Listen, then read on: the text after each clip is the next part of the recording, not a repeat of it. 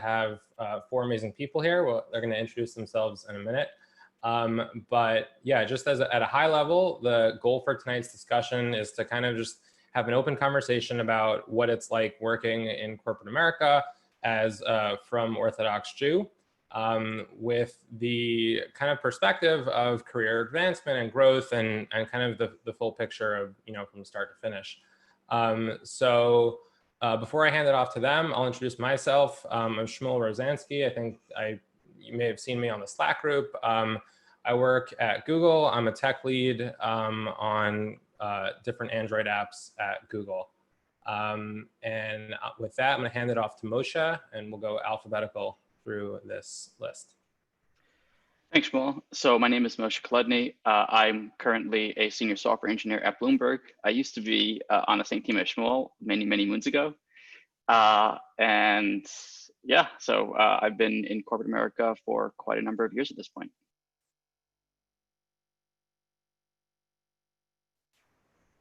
And Rachelli, you're next. Thanks. Hey, I'm Rachael Wiederkehr. I am Kimberly Wiederkehr at work, which is why it shows up that way on Zoom right now. I work at FlatIron Health as a software engineering manager. Beforehand, I was where Moshe Kolodny is now, but we didn't overlap, at Bloomberg, where I was a individual contributor for a while and then became a tech lead manager there. Great.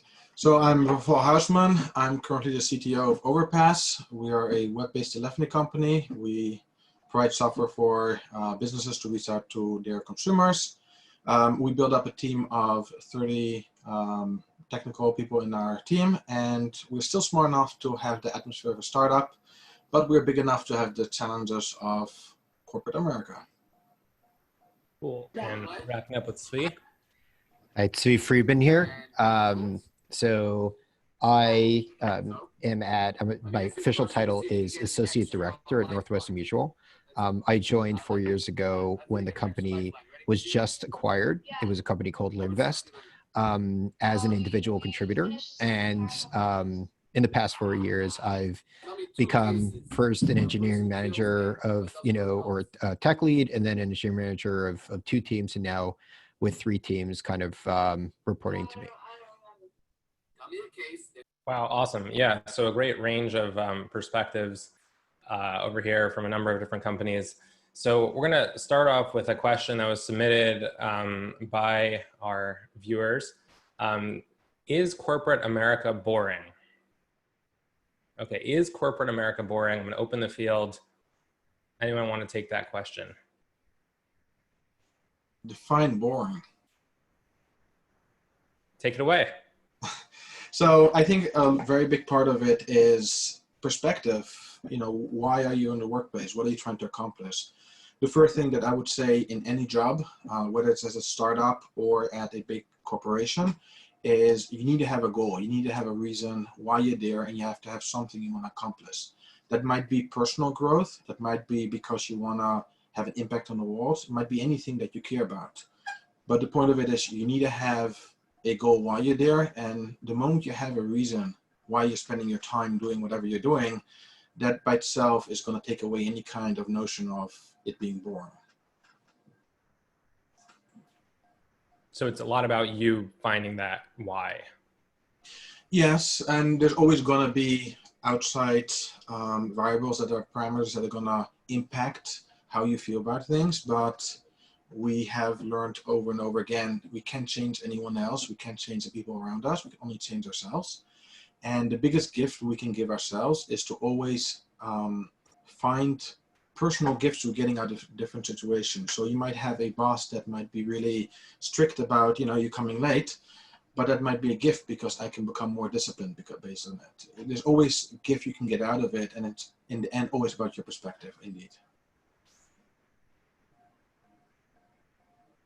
I think also a lot of the dynamics of it is the fact that there's always opportunities to find something, to do something, and not things that wouldn't necessarily be tied to your day-to-day job. For example, there could be a library that a lot of people are using that's unmaintained, or maybe there's an opportunity for a library that no one has done yet.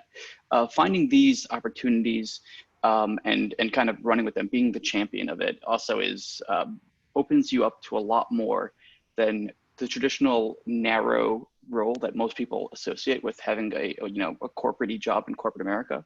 And it gives you a lot of opportunity to kind of act like you're in a startup.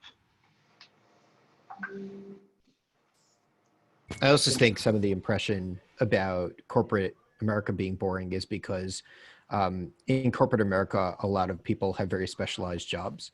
So that means you're a DBA or you're a front-end engineer. And so everybody is very specialized, which means that you'll be working with one technology and probably be expected to know it very, very well and be really, really good at it. And you won't be able to pick up whatever the latest, hottest thing is. If you like Go, you may not be able to work with Go if your job is to create a React web application, right? So in that sense, it's boring.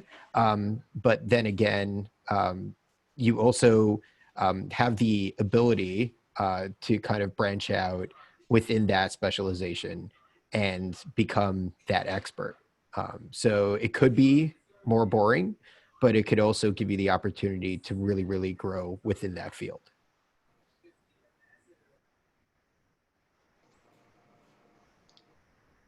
So we have a live question. We'll take that one. How do the cultures compare? Oh, this is privately to me. Okay, well, now I'm saying it publicly. How do cultures compare from corporate America to big tech? So that's actually a great question. And it was going to lead into the next discussion point that I wanted to talk about, also kind of from the questions that were submitted before. The topic of diversity and inclusion in corporate America is a very important topic. And I think as from Jews, so there's many facets to this conversation. There's the gender facet, and then there's the religious facet for us as well. Someone submitted this question, and I don't know specifically what they're referring to, but I think it could be referring to both points that I just mentioned.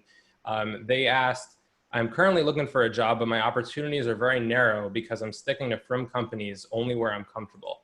So what would you respond to that?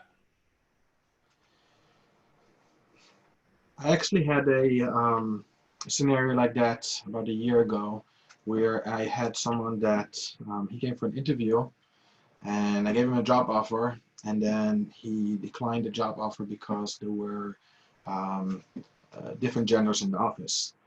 And I was very surprised because we are always willing to make accommodations to make sure that people are comfortable, to ensure that he has the environment he's comfortable with. But his approach was from, oh, this doesn't look like it fits perfectly within my purview, so I'm declining the offer.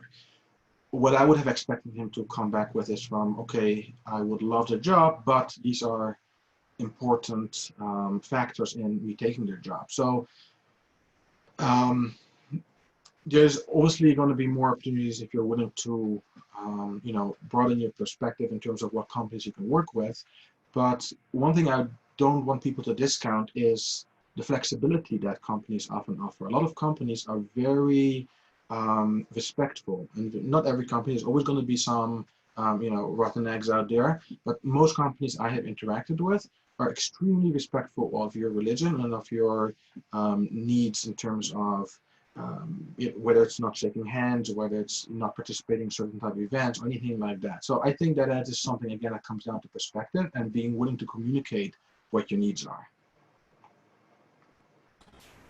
I think it's a very personal question, and I'm not going to tell anyone, like, make yourself uncomfortable in this way because that will unlock all sorts of things for you. Like, sure, I'm sure this isn't for some people, and that's all there is to it. But I think it's also important to question why you're uncomfortable with it and what are your preconceived notions. I know going from seminary to married with husband and Kolel in Eretz Israel, then coming back to America and looking for a corporate job, it was definitely an interesting step to take. And, when I asked for advice from someone, it was okay, take the job, and if you hate it, you'll quit. That's all there is to it. I found corporate America to be ridiculously accommodating. HR to be, I know people say they're not really on your side, but they've been on my side in terms of there are so many policies put in place to make sure that no one is discriminated against, that it really works in your favor in terms of yontif, in terms of not shaking hands, in terms of maternity leave. Like, it's been super smooth for our push. Yeah, I've been working for firm companies, worked for startups, and worked for corporate companies. There is, I would say there's a difference between working, this isn't really part of the question, but I would say startups tend to have less processes in place to have those systems, but generally, unless the people there are jerks, which you can never be too sure. They're usually pretty good about it. I've had startups bend over backwards for the fact that I was the only kosher eating person in an Israeli company, which is weird, but things like that. And obviously, firm companies are going to be the best about Yom Tiv and Chol Hamoed and like whatever you need. But corporate companies have also been amazing with all their policies, and they have all these systems in place to ensure that everyone feels comfortable. I would say most of the outing events, I was the only person not eating non-kosher food, but there was at least one person that didn't drink alcohol or something like that. So it's not, you're not the weird one. This is just society, and everyone's kind of used to it. Yeah. I think this is what everybody already said, but just to add a little bit more to it. So my experience is not that large. I've worked at 2 corporations, but I found both of them to be extremely accommodating. And I went in being very uncomfortable, coming straight out of yeshiva to an extent, and worked the entire time in a white shirt and black pants, looking like a yeshiva guy. And no one else, even from people kind of came in looking like that. I asked for kosher food. At first I was uncomfortable doing that, but when I looked around and I saw how accommodating they were to everybody, which is a good thing, so then you become more comfortable with that idea. I can't say every corporation will be extremely accommodating to you. Not every corporation will be like, oh, we're giving food to everybody, here, have some kosher food. They may say, oh, I'm sorry, we can't get you something. That happens. And to an extent, you just have to roll with it.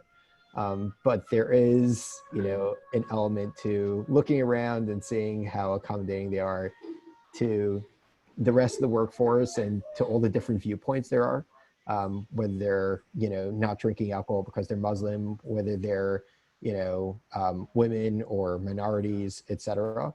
So you're just another, unique personality within that group. Yeah. I would like to actually point one more point out, actually to put it into focus, something that Rachelli said. Where's your discomfort coming from? And that's a very important thing to actually pay attention to, because discomfort and pain and uncomfortable situations generally come from a situation where your life expectancy doesn't match reality. So you have a certain expectancy of what something should be, and then reality doesn't match that. The flip side of that is that growth generally comes from the place of discomfort. You have to put yourself beyond to what you're comfortable with. And that doesn't mean that you have to do anything that's bad for you. There's a lot of very good books and halachic authorities about, what hashkafas we have to follow in the workplace, and everyone has their own rav and guidance to get that from. But in the end, we really have to look at okay, why am I uncomfortable with something, and can I get some growth by pushing myself beyond that uncomfortable situation? So this seems to be a really a topic that people are interested in, because I got 2 more private messages relating to this. So one, quickly, if we could touch on this, I think for Rachelli and Moshe, you both mentioned that you either worked at Bloomberg in the past, or you currently work at Bloomberg, and you either now work in big tech or previously worked in big tech. I don't know if Bloomberg is considered big tech or not, maybe. Is it? Yes? Big time. Kinda. Oh, I thought it's finance. Okay. Excuse me. No, the big product is an online thing, no? Well, so the question. What was that? Product is software. That's how they make their money. Yeah, all the banks also call themselves software companies first. So yeah. Okay, so the question is this discussion and these points that we're talking about culture, is this specific to big tech, or is this in other areas of corporate America as well? The shrug. What I have seen in general is very generic. A lot of these issues are, I mean, for example, communication, right? Communicating what your needs are. It's always going to be the first solution. You know, it's easy to give up, but you can get so much by just communicating what your needs are. I think that a lot of these issues that we're bringing up and talking about are going to be across different industries, and it's not going to be just with big tech. Mm-hmm. Yeah. I don't work in big tech. I work in the corporatist of corporate America. So yeah, Northwestern Mutual is a really old company. It's as corporate as it gets, and it has nothing to do with technology.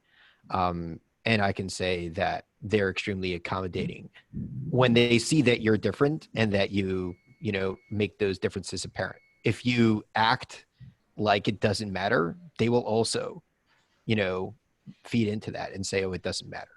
But if you make it matter, it will matter to them too. Yeah, that's a really good point about setting your boundaries and being clear with what's acceptable for you, and then they work with you. And then there's this one other question which I'll just touch on. Someone asks if you have different political views from your coworkers or from people in the office. Do you have to? So the question is, do you have to keep your head down and your opinions to yourself? I would respond that anyone should probably like it's not generally a good place in the office to get into a political discussion. So it's probably best, regardless of what your viewpoint is, to kind of steer clear. What do they say? Politics and religion. Don't bring politics to work. Don't bring those. It's just not. Yeah, it's like you wouldn't have that discussion at a Yontiv meal with your family members who may have different views from you. Cool. So now that we learned about corporate America and we're really excited and we want to go to corporate America. So someone asked this question. They said, when's the right time to look for a job? I'm happy in my current company. How do you balance performing well and being dedicated to your current job while keeping your resume updated and being on the lookout for new possibilities? So, okay, well, Yeah. while you're thinking, I'm just going to throw this out there. I hope I don't conflict with what any of you all will say. But I think if you're happy at your current job, then you shouldn't be looking for a new job, right? If you're fulfilled in your work and it's meaningful for you, and obviously it's paying your bills and you're living accordingly, I think there's this misconception sometimes that another job somewhere else will be better for some arbitrary reason. But if you're happy and you're fulfilled and you have growth opportunities in your job, then there's no reason to leave. Like you've checked off all the boxes. If there's something that you're looking for, then kind of identify what that is. If it is money and everything else lines up, I think oftentimes if you go to your employer and you say, I really love it here, I really want to stay here, I just kind of, I need a raise because this is the market level and this is what is being offered in other places, I think a lot of times employers will work with you. So I would kind of, point that out about the first part of this question. Right. So I just want to nitpick on words you said, where you said this is what's being offered. You have to be very careful about getting another offer. If you mean it in terms of this is what's being offered, like this is market rate, I've spoken to other, to my friends, that's one thing. But the getting another offer and then expecting a counter offer is a very tricky game to play. You have to know your clients. Absolutely. Yeah. There are definitely downsides to doing that. Once you do that, you lose a certain amount of trust. So there's a certain amount. I'm not saying that you can't do that. I've seen it done. I've done it myself. And I've seen the consequences both for myself and for others. So There can be benefits to shopping around to some extent, but you can't do it often. If you do, then you erode trust. That being said, I also disagree a little bit with, like going to your employer. I'm not saying that you can't, just saying a lot of times those policies are set at least in corporate America, on the corporate level, there are salary bands, and it may not be within your manager's ability to adjust your salary, at least not immediately. What they can do, speaking as somebody who is a manager and has been, is work with you to help you find the right career path that will get you to that, number.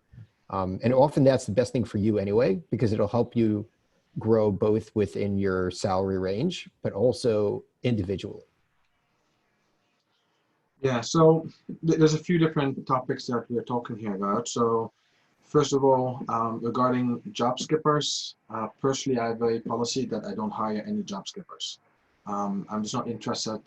There's a lot of training that goes into people, and I have a lot of different options often in terms of who I want to hire, and why would I want to get someone that's going to skip it, to next job in a year from now? So that's something that I definitely would emphasize is, you don't want to have on your resume that you switch jobs every, year or every, 18 months. In terms of when should you be looking for a new job? It's really the wrong question. The real question should be, what are your goals? What are you trying to accomplish? And that should be the first question you want to ask. If it's money, and there's a cap, the first thing, if you don't feel comfortable saying from, hey, can I have more, can I have an increase, or can I have a raise? What often works really well is to go to your, to whoever you report and work out a plan of growth. Ask for milestones. Ask them from, how can I get to the next level? How can I get to the point where I can earn the salary I'm looking to get? And even that's not always an option. But whatever the situation that you're in, if you don't have a clear picture of why you want a new job, then you're kind of in the wrong mindset. So when I'm asking myself, what do I want to do with my life? I'm not just working a job just because I want the money. That's a very big part of it. I need to feed my family. But I also want to be in a job that I enjoy. I want to feel that I am accomplishing something. I want to contribute something. So once you start with that perspective, you can start to build out from there to really figure out what you need in a job. And then the question will answer itself. And that's going to be a very personal answer for everyone individually. Yeah, I just want to jump in also, and there's a couple of aspects to this. This is a very large conversation about interviewing and kind of using, jobs, switching jobs as a growth opportunity. Interviewing is very much a skill, and it's a skill that needs to be worked on. There is a lot of overlap with actual software engineering, but it's, I think someone in Slack said that it's analogous to what Shilchtate is to marriage. They're similar skills, but it's not quite the same. And working on it and practicing and going after interviews is something that needs to be cultivated. Another thing, for me personally, once I kind of made that mental decision to start, once I answered that first recruiter email, that was usually when I was checked out to a large degree. And that's kind of, it's a self-check that, it's probably time to move on, and you've gotten what you could out of the job. I mean, that's not the best way to put it, but you're not going to grow at the same level as, before that step. So that's also an important aspect. When you do go to the interviewing process, and again, we could have a whole nother discussion on this because this is a huge topic, but it's very important to have multiple offers and kind of making that happen. I mean, people are happy with one offer because that's what they're going for. But if you're capable, and if if you could extend yourself to get multiple offers, it very greatly affects your power in the negotiation. So it's situations like the multiple offers is critical for large growth when you want to kind of settle down for a while, and you don't want to have to kind of do the job skipping that Rafael is nervous about. So, yeah. I'm not even nervous about it. I'm just point blank not gonna take it.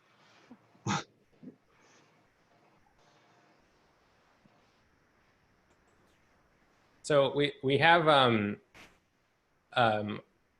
let's take a question from the side here, from the chat. So, and I guess this is kind of towards the people here who have worked in different jobs in some smaller places or larger places. And the question is, do you find that you need to be married to your job when working in such positions compared to other smaller and from companies? I say the opposite. I say the larger the company, the less you have to be involved per se, and you don't have to be everything. The larger the company is, the more you can be specialized. But that being said, there is also a certain aspect of how invested you are in your career. And so if you show an intense interest in something, it may sometimes bleed out of office hours. I can't say it's a good thing, but it sometimes does happen. I'll say, as the manager, whenever I've seen people who work for me working late hours or working after hours, I've told them to stop. Like I say, like, I'm going to respect however you want to manage your time. It's up to you, but I notice you're doing this and you do not have to. Like, that's okay.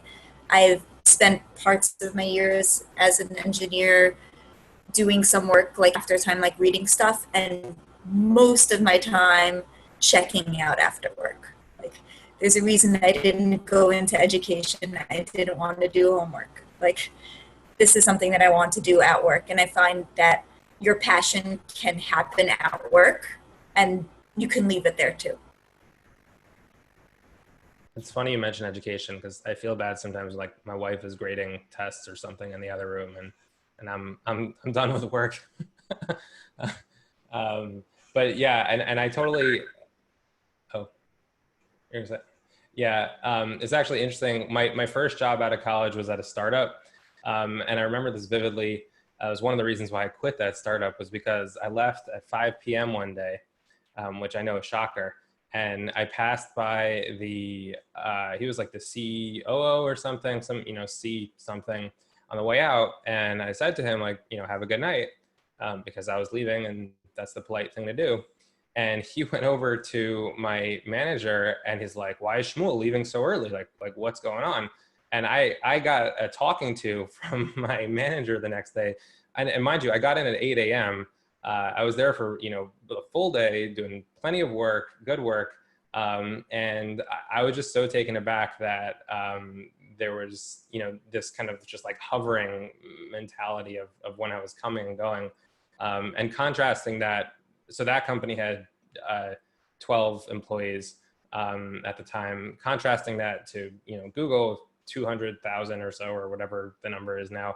And yeah, and it's like, no one cares when you come, when you go. And I have the same experience that Rachelli, you're mentioning, of like managers will tell people if you're working over the weekend or you're working late, they will literally, send you a chat and be like, log off. Like, what are you doing? Or if they see it on Monday morning, they'll, tell you that it's just not appropriate. And, it's the marathon versus the sprint mentality. So I think in bigger companies, it's more of a long-term, goal to launch a product or to do whatever. So that was that question from the side. Okay, cool. So coming back to our questions. I would like to just add something here, because we were comparing big corporate companies will have these policies in place, but it doesn't mean that startups won't often respect it.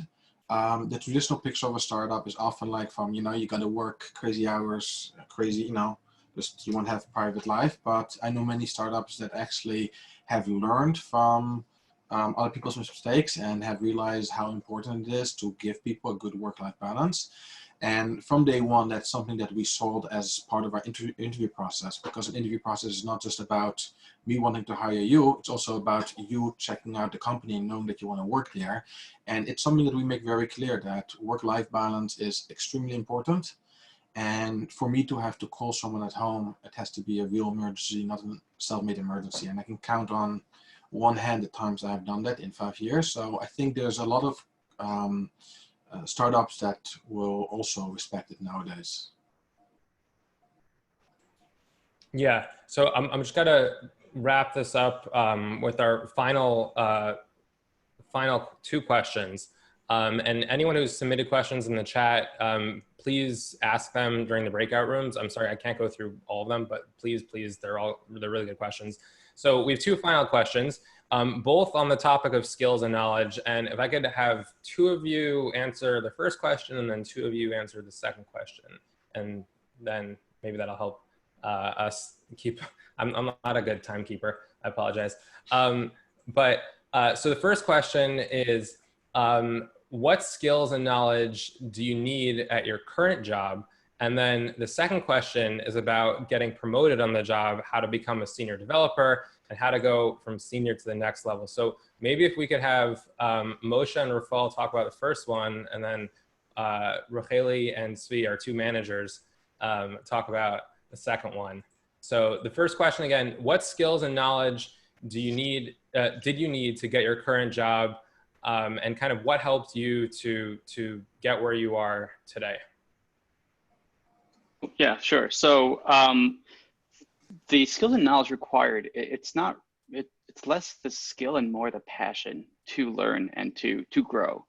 And you know, the skill and knowledge comes along with that. You know, if you're curious and you want to know how it works and you're always striving to, you know, to figure out the next challenge and the next thing, it just comes organically. You know, I wish there was a formula that I could write down for it, but, you know, at the end of the day, it just comes down to, you know, you enjoy it, you're passionate about it, you do it, you figure things out, and, you know, you up your skill. And also taking, every time I've had like exponential growth was always when I jumped into something that I was way in over my head out, and then I had to kind of swim my way out and just like make it work. So one of the things I did was I took over some crazy RxJS work within Google, and I was like completely unqualified and unprepared for the scope of it, and kind of vanquishing that dragon was definitely you know, a level upper for me, for sure. Cool. Yeah, and on my end, what I always like to say is, you know, we call ourselves developers, programmers, but really what we are problem solvers. And when it comes to solving problems, often it requires us to go beyond our current skill set, and that's where growth comes from. So it's not so much about the skills that you currently have, it's more about being willing to go beyond your comfort zone and learn new things. Having said that, in my current position, like what was really critical coming in, at least that's what they tested me on the interview, was like architecture and my knowledge of technology. What I actually needed was people skills, communication, organizational skills, strategizing, things like that. So if you really take the perspective of I'm a problem solver, and that's, if you can convey that during any interview process, then automatically it doesn't become any more about what you currently know, but what you could give to the company. And it changes the whole value aspect. Absolutely, those are both great points. So I hear a lot of the soft skills and kind of, you know, impressing upon the interviewer that you're willing to solve problems and work towards a solution. Absolutely, and that will also reflect in hiring. I will absolutely hire someone that doesn't have a certain technical skill, but I can see that they're very curious about different technologies and learning new things. That will trump any time just existing knowledge. Absolutely, great points. And so now once I got the job, how do I get promoted? Who wants to take that? So I could start, unless Rachelli, you want to take it first. But the secret is to ask. If you never ask to be promoted, you won't be promoted.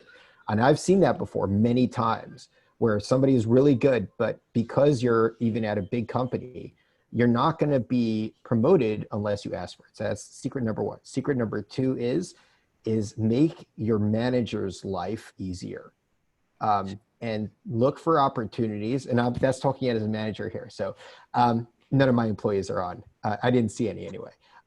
But the idea is that if they see that you're capable of doing their job, they'll be willing to step away and give you that job so that they selfishly can get a better job, which is the next level for them. So 2 secrets. Strong yes to both of those. I think also the skills that you need are technical communication and being able to influence people. The way that I've seen like different ladder levels defined are pretty much your individual contributor, you influence the team around you, you influence multiple teams, you influence a department. And the way that's going to happen is not by being the best software developer, because you can only write so much code. If you want that promotion, if you want more money, it's because you're making a bigger impact on the company or making the company more money.